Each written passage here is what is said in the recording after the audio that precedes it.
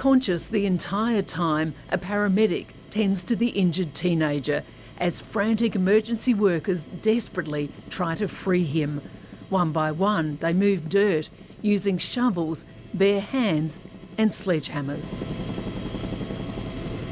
He was then left in situ due to the complexity of the entrapment. The terrified 19-year-old was having breathing difficulties while his legs were hidden in the crush of concrete below. My understanding is that they were working in a shallow trench, about 500 to 600 millimetres deep, and the retaining wall was located on the boundary about a metre from where they were working.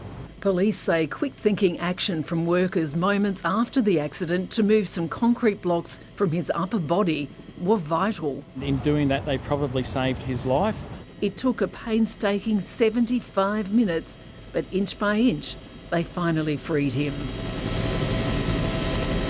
He was very lucky. He did have some compression injuries to his legs, but he was nice and stable. There was no other significant injuries. Police say the 45-year-old colleague who died at the scene was the teenager's relative.